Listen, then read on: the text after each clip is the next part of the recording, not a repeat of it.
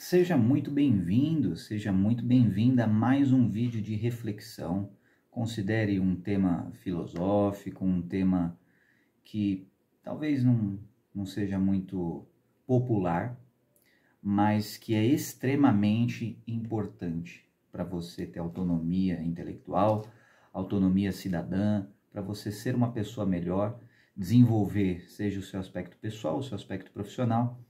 Então, sem mais delongas, vamos falar os tópicos que iremos conversar aqui, eu e você que está assistindo esse vídeo hoje. Vamos falar sobre corrupção, vamos falar sobre comportamento mercenário. O que é mercenário? Mercenário é um cara que trabalha pelo dinheiro, ao invés de trabalhar por valores, princípios, propósito ou outra coisa mais nobre, digamos assim. Ele trabalha única e exclusivamente pelo dinheiro. E isso pode ser considerado também como um comportamento que é análogo àquele jogador de futebol que não tem paixão nenhuma à camisa que está vestindo, e sim apenas pelo salário. Então, qualquer clube que pagar um centavo a mais, ele já abandona completamente o time e vai jogar em outro time.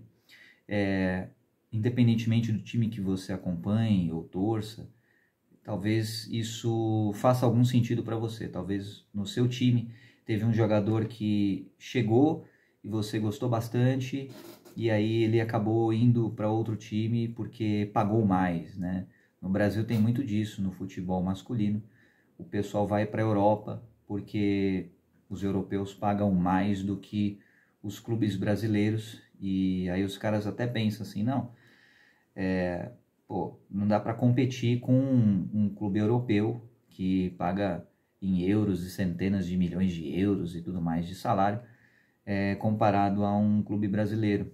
E até que ponto é relevante você trabalhar pelo dinheiro, e até que ponto passa a ser importante você trabalhar por princípios.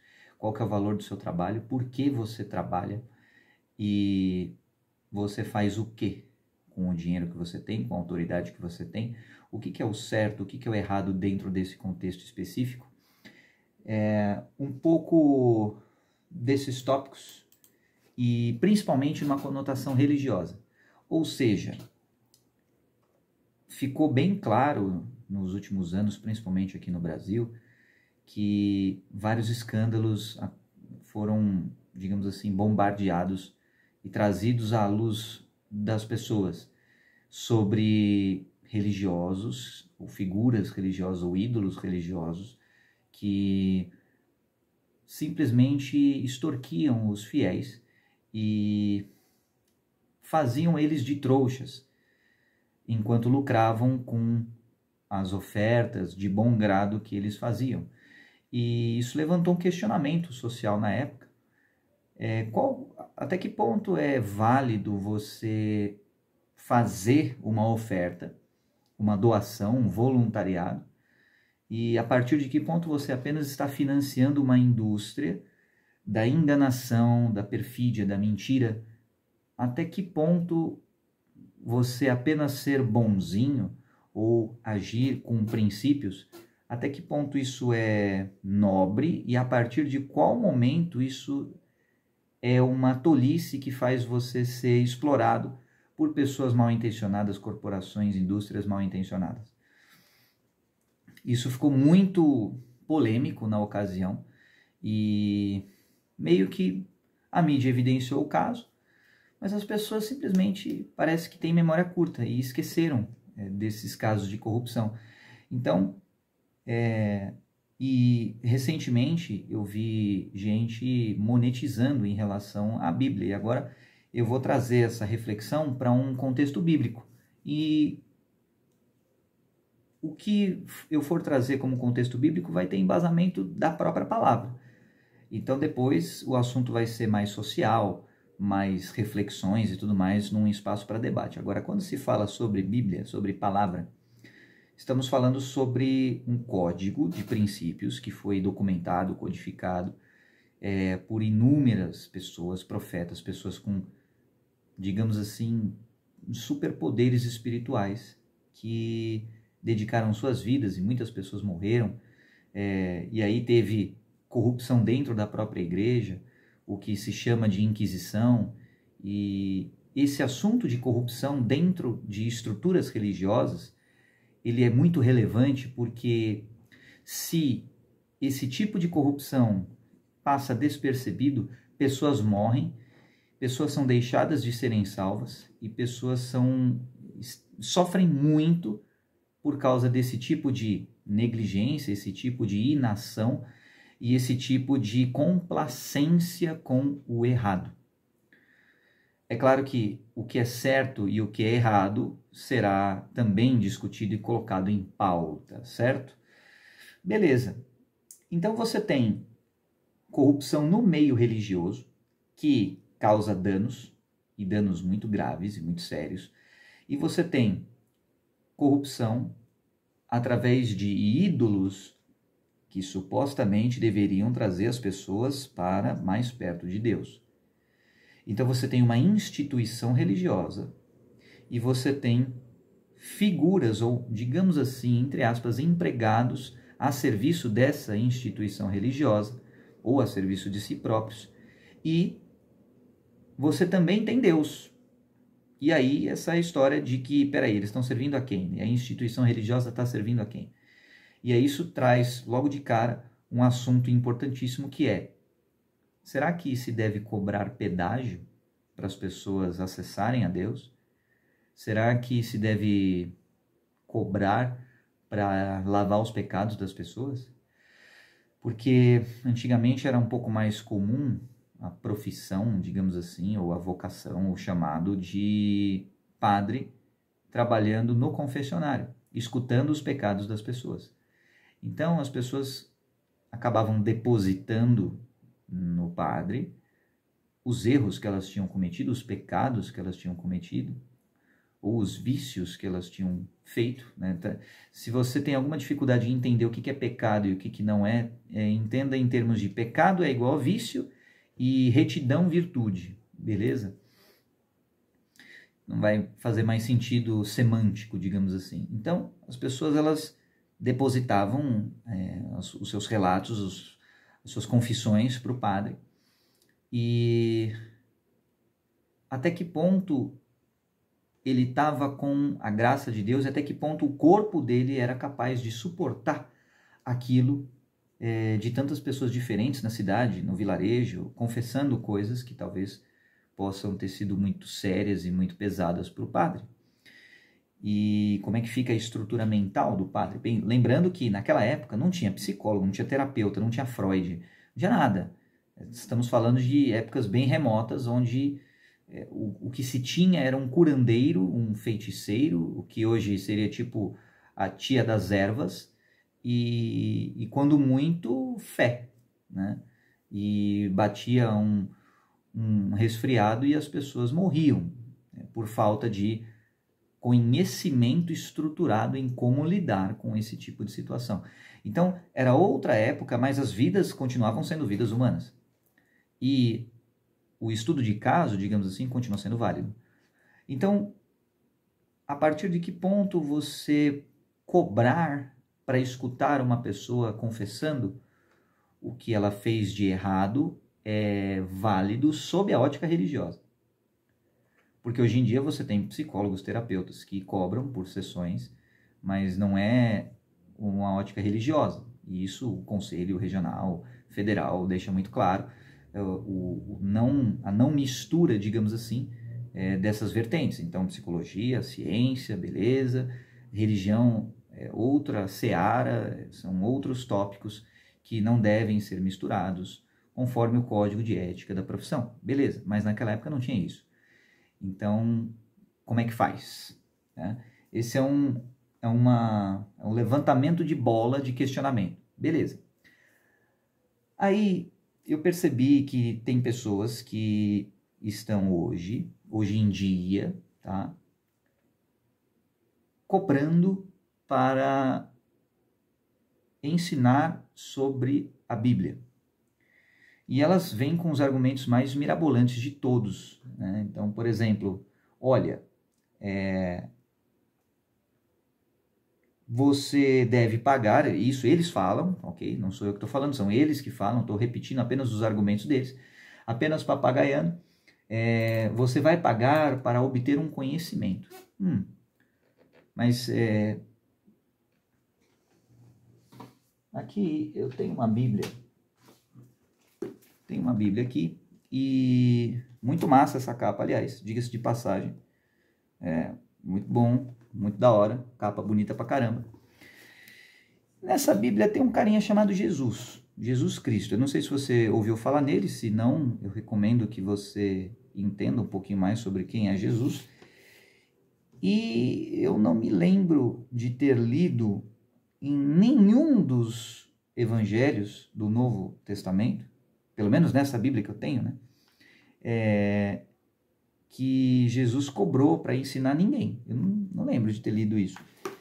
Mas você tem hoje em dia pessoas que alegam falar sobre Deus e sobre a lei de Deus e a justiça do reino de Deus, e elas cobram para isso. E aí elas usam as desculpas mais mirabolantes. Não, você vai pagar pelo meu tempo. Elas falam isso.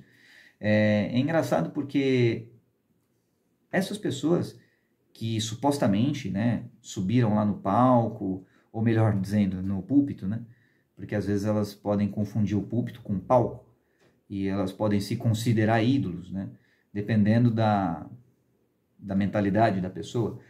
Mas é engraçado porque quando elas têm uma vida de púlpito, elas teoricamente vivem no propósito segundo os desígnios de Deus.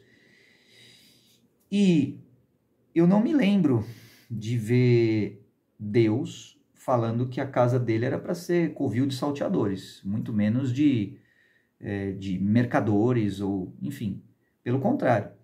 Tem uma passagem na Bíblia que Jesus surta. Se você acha que Jesus não surtou, não se considere muito especial por você ter surtado, ou se considere especial porque Jesus também fez isso. Então, Jesus surtou no templo e começou a quebrar tudo. Então, é engraçado porque os doutorzinhos da lei na época, né, eles poderiam alegar que a propriedade privada deles estava sendo danificada e que o patrimônio público estava sendo depredado, que um vandalismo estava acontecendo ali, ou que um ato de rebeldia ou de revolução estava acontecendo naquele contexto do templo.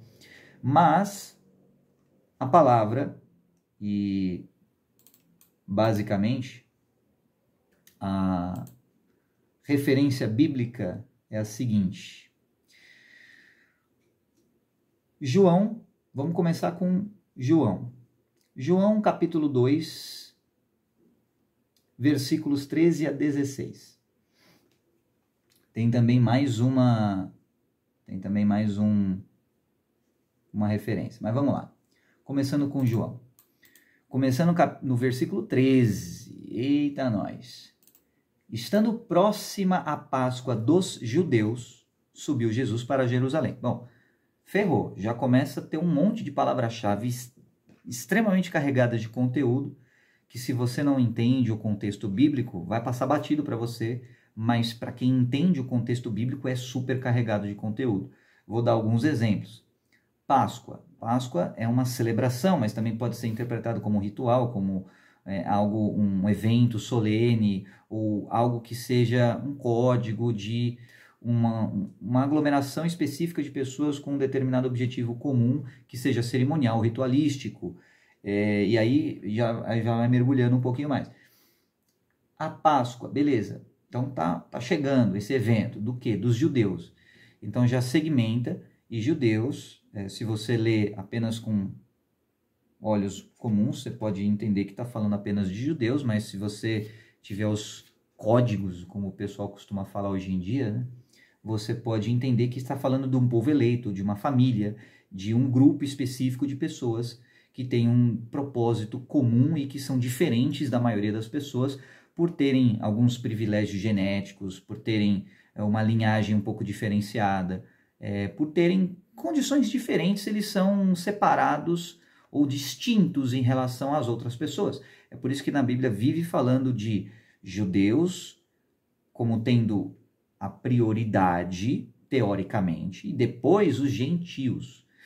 E aí Paulo faz um Ronaldinho Gaúcho em todo mundo lá, e aí ele fala que tecnicamente não tem muita diferença entre judeus ou circuncisos ou aliançados e gentios ou não judeus ou incircuncisos. E aí ele quebra todo mundo no argumento. Então tá próximo o quê? Essa cerimônia desse povo. Tá bom. Aí subiu quem? Jesus. Subiu. Ok. Para Jerusalém. Jerusalém também pode ser interpretado como um local específico, uma cidade sagrada, mas também um local sagrado ou o local sagrado específico para onde seria feito esse tipo de ação, prática, cerimônia, etc. Mas beleza, e encontrou no templo os que vendiam bois, ovelhas e pombas e também os cambistas assentados. Olha só, tudo é código, tá? E longe estou eu de entender todos os códigos, eu vou falar apenas algumas coisas que eu imagino, na minha vã presunção, entender por alto. Encontrou no templo os que vendiam bois. Bois, naquela época, considerando o contexto cultural que foi escrito, é uma medida de riqueza bem maior do que uma ovelha, tá? A carne do boi vale mais do que a ovelha, embora a ovelha possa dar lã por mais tempo do que o boi. Mas também vendiam ovelhas e pombas. E pomba já tem todo o significado, fazendo a correlação com corvo. Lembrando lá na época do dilúvio e tudo mais, que mandou lá o Noezão, mandou um pombo e um corvo, e aí o corvo, um ficava voltando toda hora, o outro foi e não voltou mais, enfim, teve alguma coisa assim, ou voltou. Faz tempo que eu li essa parte, então ficou meio esfumaçadinha a memória. E também os cambistas assentados. Então, cambista, o que é um cambista, cara? Basicamente, se você for catar a tradução literal, cambista, definição: aquele que negocia dinheiro ou outros títulos de crédito, praticando câmbio, ou seja, um cambiador, um cambista, tá? Se você pegar a tradução literal da palavra, você vai ver que câmbio significa troca, tá? Principalmente no espanhol eles usam mais isso. Mas cambista, mais especificamente em jogos ou casas de aposta e tudo mais, costuma ser aquele cara que troca uma medida de valor por outra medida de valor. Por exemplo, você trocar dinheiro por fichas num cassino, feito através de um cambista. Pode ser um cambista que trabalhe para a casa, mas também, considerando outros contextos, pode ser um cambista clandestino, ou um cambista, uma casa de câmbio, considerando o contexto econômico, que troca uma moeda por outra. Você que vai viajar para se divertir de montão na Disney, você, não tendo dólar, precisa fazer a compra de dólar numa casa de câmbio. E essa casa de câmbio, ela troca a moeda que você tem por outra moeda. E além da taxa administrativa que eles têm lá, através do valor dessa moeda, cujo referencial central é o dólar. E você vê na Constituição das 13 colônias, que depois evoluíram, né, para os Estados Unidos da América, e não é à toa que começaram com o número 13, que na Constituição desse país tem... Eu vou pegar aqui a referência mais certinha para você.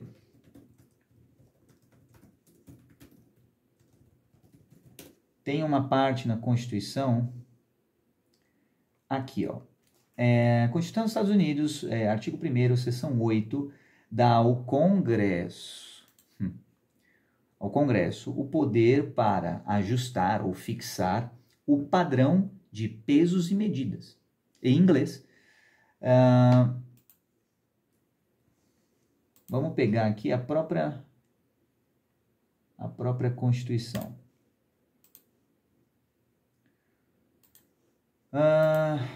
Fazer o bagulho meio que ao vivo é complicadinho por causa disso. Mas tudo bem. Cadê?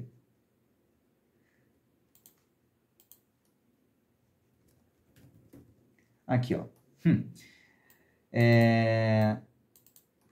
Então, seção 8, tá? O Congresso, vou traduzir aqui de forma livre, tá? O Congresso haverá de ter o poder para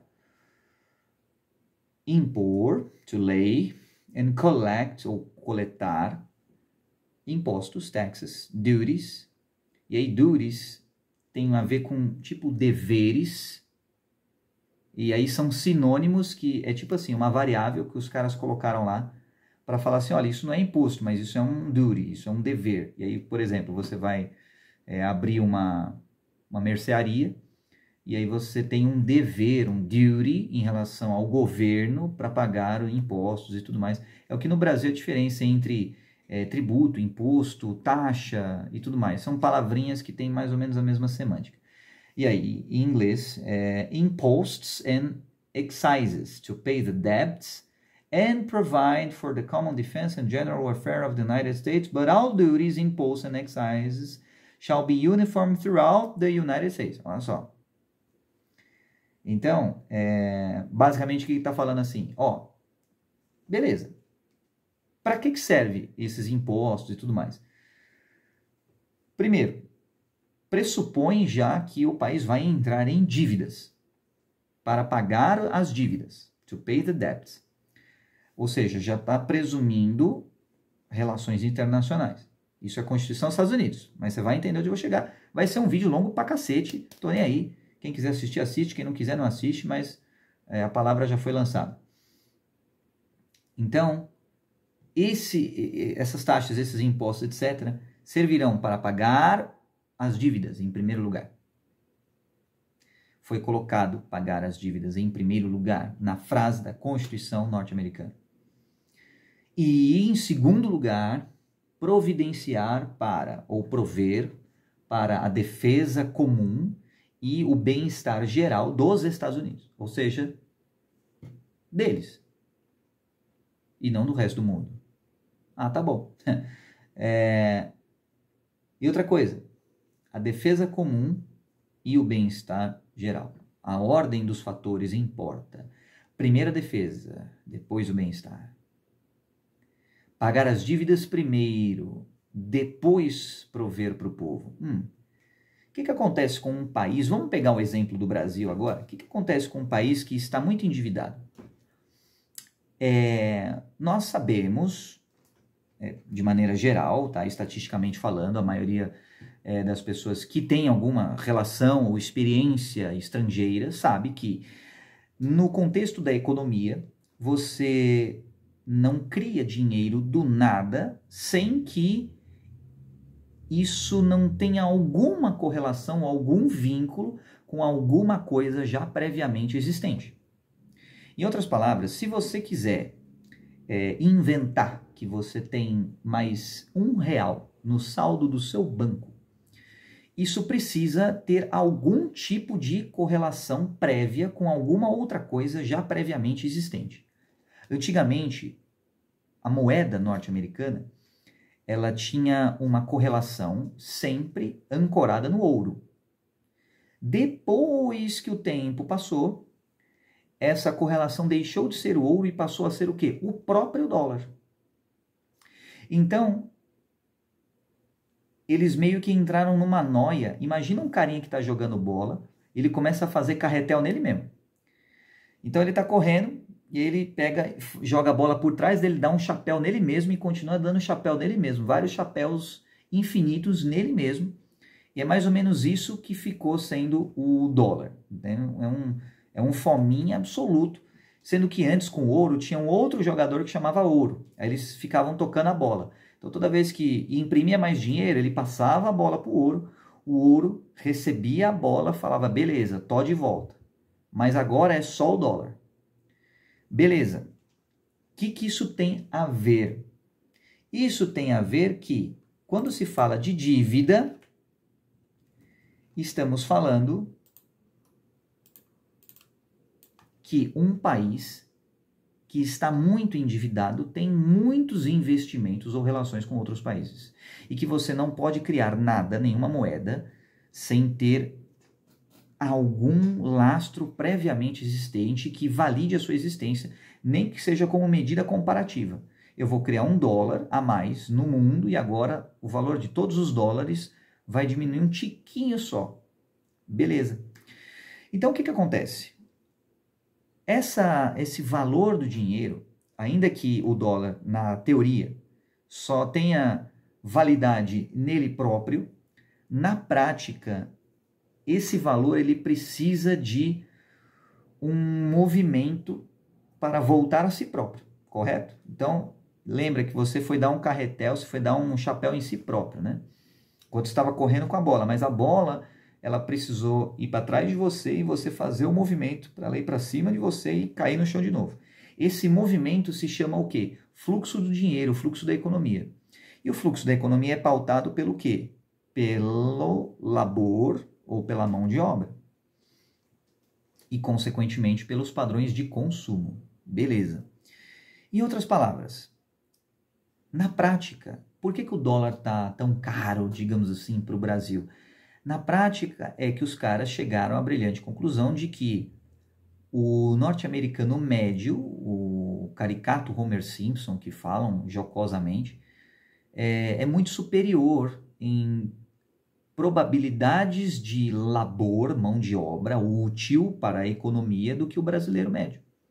E, portanto, pela população estatisticamente falando do Brasil, considerando a quantidade de pessoas no país, considerando o índice de desenvolvimento humano, considerando o produto interno bruto, considerando distribuição de renda, e várias outras métricas de desenvolvimento governamental e de gestão de pessoas no contexto público, eles consideram que, quando comparado aos Estados Unidos da América do Norte, especificamente, o Brasil está nesse patamar. Então, depois que você aplicou todos os filtros econômicos, você chegou hoje, o dólar está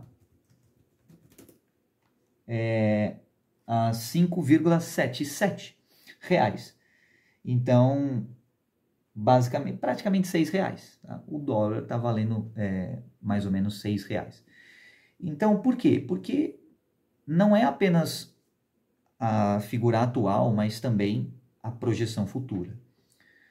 Então, a tendência é que, economicamente, politicamente, o governo brasileiro acabe mais se endividando, ou seja, gastando mais do que gera, do que gerando mais do que gasta.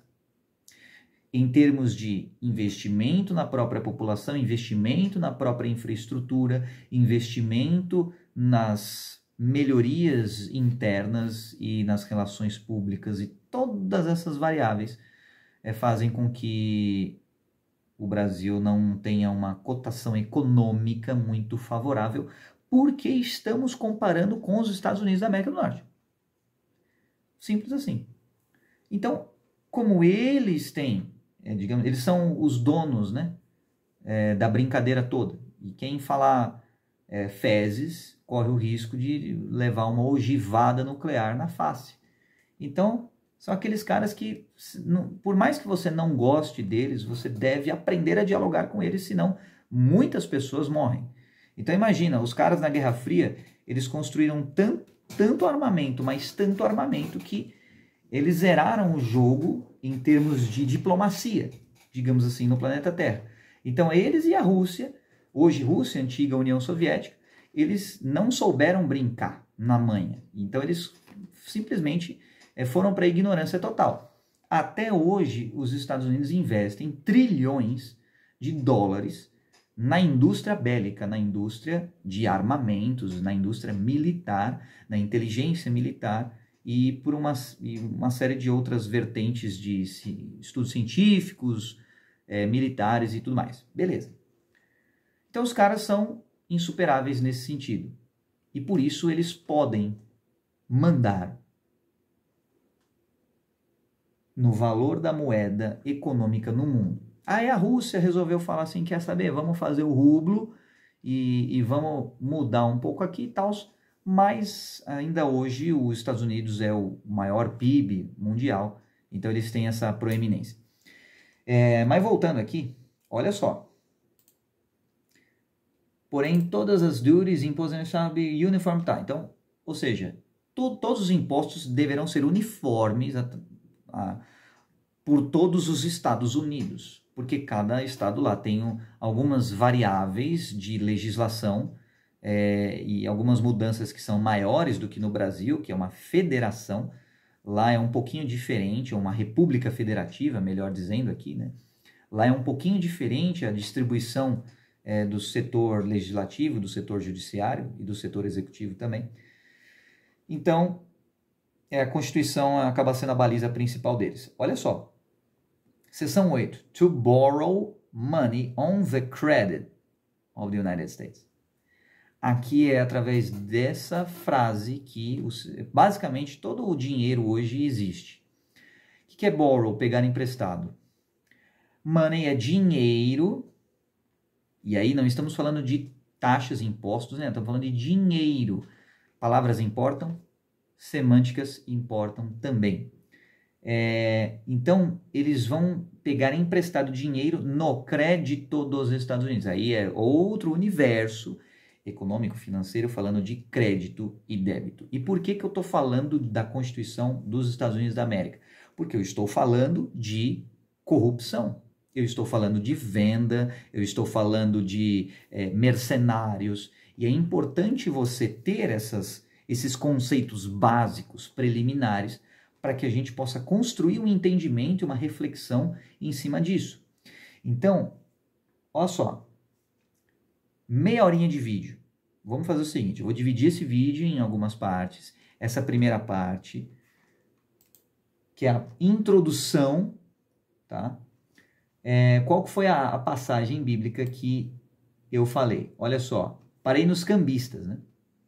Então, esses cambistas estavam lá no templo, e aí depois Jesus disse aos que vendiam as pombas: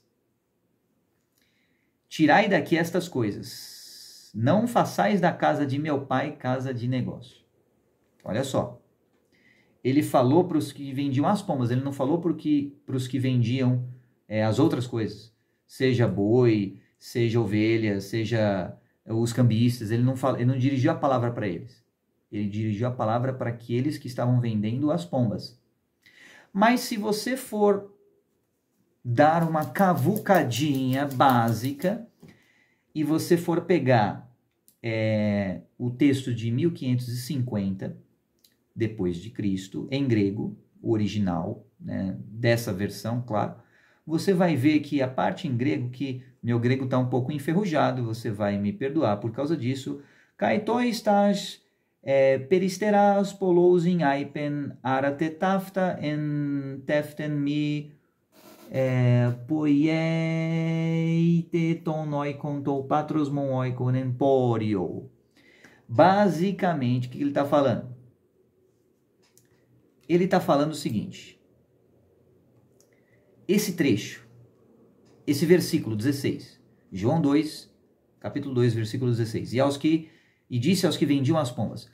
Quando você for catar o grego dessa versão de 1550, você vai ver o seguinte: você tem duas traduções possíveis. Uma delas é e as pombas que vendem. Então ele dirigiu a palavra às pombas que vendem. Mudou totalmente o contexto. Totalmente o contexto do negócio. Porque as pombas é o povo bonitinho, religioso da hora, pá, bacana, legal, que tá cantando louvor, que é paz e amor, que é acolhedor, que é pastorzão, que é, sabe, cartilha Jeová embaixo do braço, pombas, tá? Você tem os corvos, e Jesus não dirigiu a palavra aos corvos, dirigiu a palavra às pombas. As pombas que vendem. Consequentemente, existem pombas que não vendem. Ou seja, existem esses caras de contextos religiosos que não vendem. E existem pombas que vendem. E vendem o quê? Apenas vendem. Ou seja, estabelecem um contexto de troca monetária por alguma coisa que tem a ver com pomba. E aí, lembra que eu falei lá atrás do padre, do confessionário, e até que ponto você colocar um preço uma etiqueta de preço em algo que supostamente deveria ser de Deus, até que ponto isso é válido, até que ponto isso é digno, entende? Esse é o cerne da questão dessa reflexão desse versículo. E aí, prosseguindo na tradução, e as pombas que vendem, disse, retirem essas coisas daqui, não façam da casa do meu pai um empório. Já não é mais casa de negócio. A palavra é empório. Se você for ver no grego, está escrito empório, tá? Então, é literalmente empório, beleza? E o que é empório dentro desse contexto semântico? Empório é um lugar que é tipo uma casa de câmbio.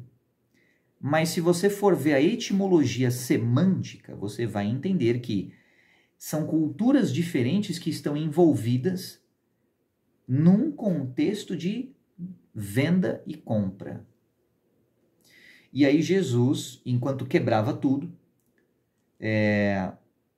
falou, não façam da casa do meu pai um empório. Ou seja, não tem problema nenhum você ser de cultura diferente ou ter uma ideologia diferente, ter uma identidade diferente. E aí eu vou falar tá? O meu entendimento. Não estou falando em nome de igreja nenhuma, não estou falando em nome de denominação nenhuma, de pastor nenhum. Eu estou falando com base no meu humilde entendimento limitado e insuficiente diante do Deus onisciente, onipresente e onipotente. Quando Jesus vai defender uma adúltera, você acha que ele se importa com o teu gênero? Você acha que ele se importa com a tua identidade, a tua expressão de gênero, se você veste saia, se você veste calça? Você acha que ele se importa se você usa maquiagem? Tanto faz, mano. Jesus pegou os caras, estavam lá falando que bagulho era errado e tal, e ele foi lá, e aí hoje em dia tem uma espécie de movimento muito cristão, né? De você amar muito ao próximo, como Jesus amou. E falar assim, não pode, essas coisas moderninhas aí, não pode, aqui a gente não aceita, aqui a gente é intolerante mesmo. Bem como Jesus foi, né? Hashtag ironia.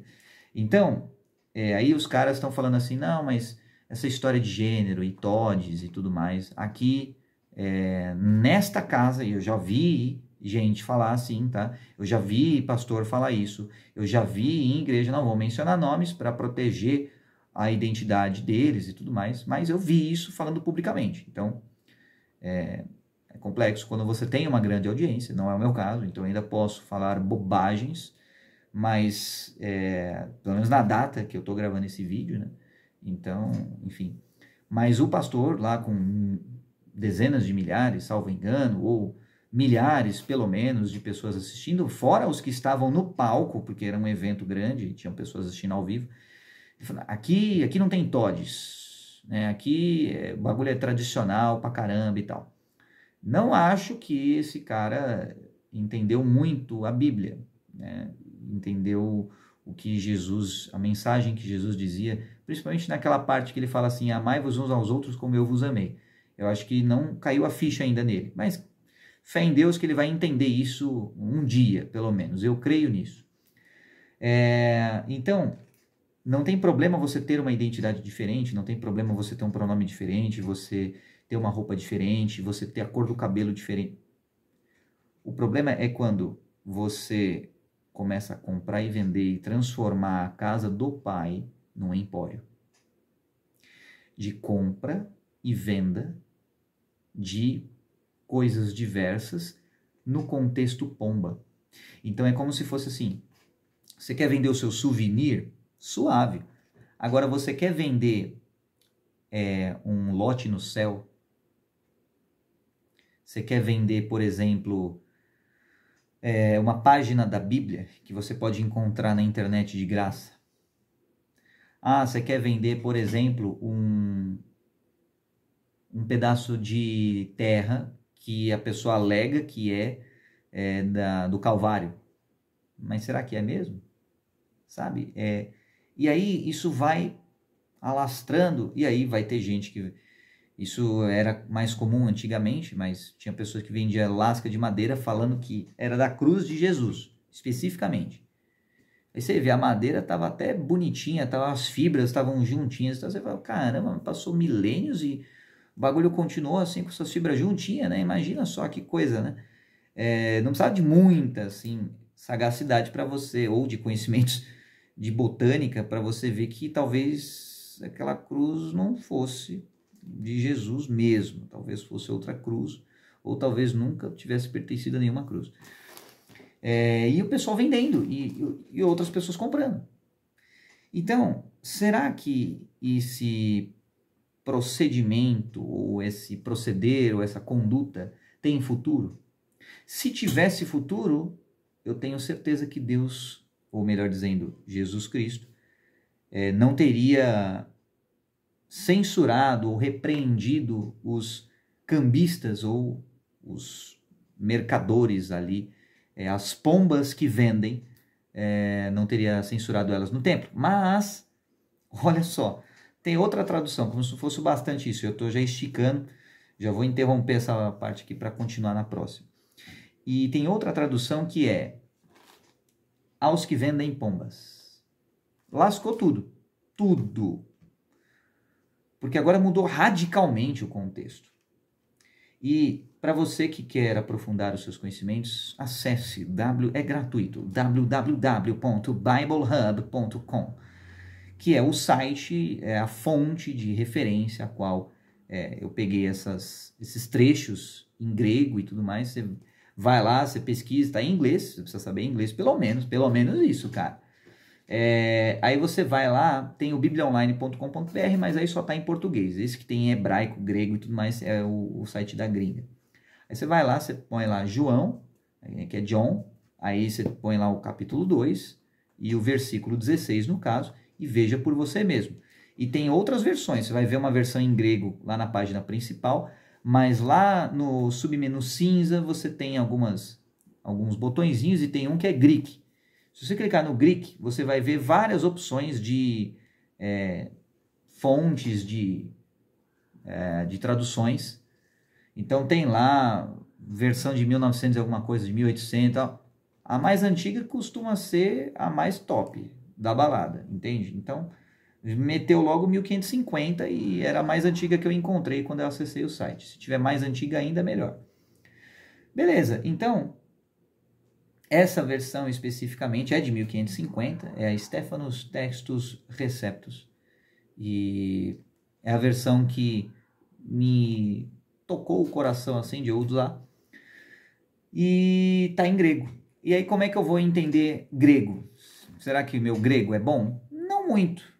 Eu estudo um pouco grego, tenho um livrinho só em grego para estudar e alguns livros, salvo engano, livro digital em grego, mas meus conhecimentos estão muito rudimentares, eu uso o Google Tradutor para dar uma analisada no grego. E nada que alguns dicionários não resolvam, tá? Então, essa tradução eu fiz analisando as palavras-chave e analisando a tradução e fazendo combinações diferentes de palavra-chave no próprio Google Translator.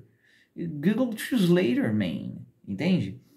E aí você já dá para você ter essa perspectiva diferente, tá?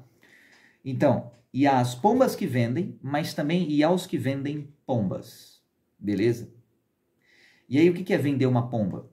Ferrou, pode ser você vender alguém, pode ser você vender um escravo, pode ser você vender um fiel. E vender um fiel tem múltiplas conotações. Às vezes é vender um fiel para outra igreja, às vezes é vender um fiel para o mundo, entende? Às vezes você vende o fiel para o teu próprio ego, e aí você prefere, por um ganho que você tem, você vende o seu fiel, ou seja, você pega um dinheiro ou uma energia em troca do teu fiel. Isso é vender o fiel. Então é vender uma pomba. Porque Jesus também fala, sede dóceis como as pombas. E Jesus, o próprio Filho do Homem, fala, também sede sábios como as serpentes. Então, para quem tem preconceito com serpente e tudo mais, para quem fala, serpente é muito ruim e tal, por causa do Éden e tudo mais, o próprio Jesus falou para você ser como uma serpente e também como uma pomba. Então, se Jesus falou, teve um motivo muito bem pensado. Então, você pode ser uma pomba que vende, mas você também pode ser vendido. E aí, ele também dirigiu a palavra, segundo esse contexto de tradução, para aos que vendem pombas. Em outras palavras, voltando para a Constituição norte-americana, rapidinho aqui, ó, voltando para a Constituição norte-americana, pegar dinheiro emprestado no crédito dos Estados Unidos, dinheiro, tá quase venda, hein, mano, tá quase venda. Regular comércio com nações estrangeiras e entre os vários estados e até entre as tribos indígenas. Aí ferrou, né? Comércio é o quê? Compra e venda. Então, o governo dos Estados Unidos da América tem o dever constitucionalmente firmado de regular o comércio. Opa!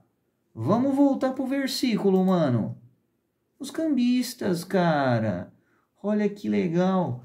Tava lá, ó, os que vendiam bois, ovelhas, pombas e também os cambistas. Então tava lá os caras dos Estados Unidos lá de terninho, os homens de preto tava lá sentados assim, os ritualzinhos lá e os caras, E eles estavam lá. E Jesus estava lá no meio deles e falou a palavra para todos eles. Porque embora ele possa ter direcionado dentro desse evangelho, tem outros evangelhos que falam sobre esse mesmo evento.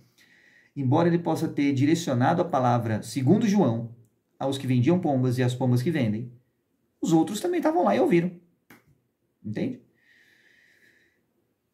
E aí, ele falou assim, não façais da casa de meu pai um empório, ou casa de negócio.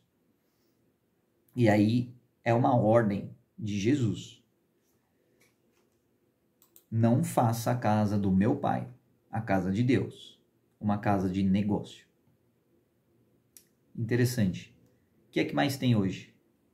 Igrejas que são casas de negócio. Igrejas que são casas de câmbio. Igrejas que são empórios. É o que mais tem hoje. Então, principalmente em países de terceiro mundo, né?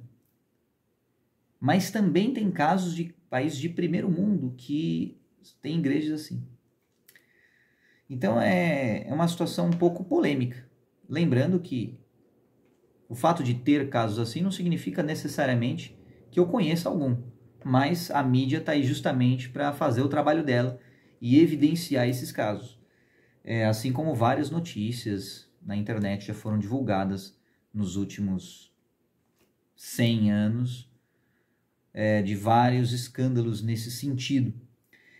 E aí você vê, então Jesus estava falando também para os manda-chuva lá nos States, exatamente. É por isso que, quando você vai estudar a palavra, é importante que você saiba o que você está fazendo e você tenha olhos para ver e ouvidos para escutar. Porque senão você pode ser envergonhado e acabar falando asneira, ou pior, você pode acabar, através da autoridade que lhe foi concedida, você pode conduzir pessoas a caminhos que parecem bons, mas no fim levam à morte. E de onde eu tirei isso? Bom, tem mais um trecho na Bíblia. Mais um trechinho na Bíblia básico, Provérbios, né? Os quais foram escritos quase todos por Salomão.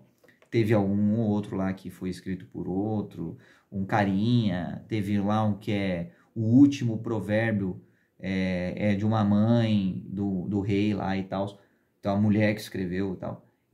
Mas aí você tem Provérbios capítulo 14, versículos 11 a 14, presta atenção. A casa dos perversos será destruída, mas a tenda dos retos florescerá. Será que tem alguma coisa a ver com o versículo anterior?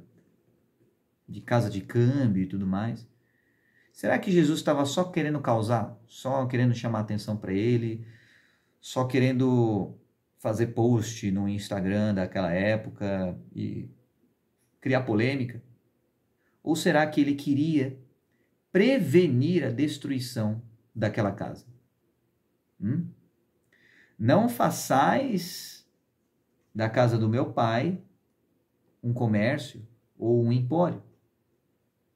E veja, casa do meu pai. Oikontou patros, paternalidade, etc. Oikon, habitação, casa. Não façais da casa do meu pai um empório. Por quê? Voltando lá para Provérbios. A casa dos perversos será destruída. Então, veja que quando você começa a corromper, a contradizer a graça e a salvação, que é de graça de Deus, e você coloca um preço para acessar, você vai na contramão total. Isso é uma atitude de perversidade. Porque se Deus te deu vida em abundância de graça, por que você vai colocar um bloqueio, uma barreira, um pedágio para outras pessoas acessarem isso que você recebeu de graça? Mas tem gente que quer vender estudos bíblicos. Tem gente que quer vender o conhecimento. Essas pessoas talvez não façam uma noção muito clara de como é que funciona o mundo hoje. Não se vende mais conhecimento. Estamos no ano de 2025 depois de Cristo. Olha que beleza. Não se vende conhecimento hoje em dia. O conhecimento ele é acessado por quem quiser. E quem tiver um pouquinho de perseverança consegue acessar o conhecimento que for. Isso sempre foi assim desde antes da internet existir. A pirataria está aí justamente para esfregar na cara de todo mundo que sempre vai ser assim. Mesmo que na superfície, digamos assim, tenha várias leis e tudo mais para prevenir isso. Isso nunca vai deixar de existir. E por quê? Porque as pessoas, elas têm o livre-arbítrio delas para acessarem aquilo que elas querem.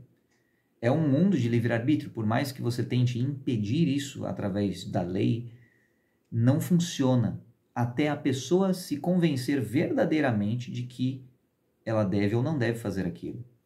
Quando a imposição moral ela é a vara educativa da conduta de uma sociedade, você não tem uma sociedade útil verdadeiramente, você só tem uma sociedade funcional.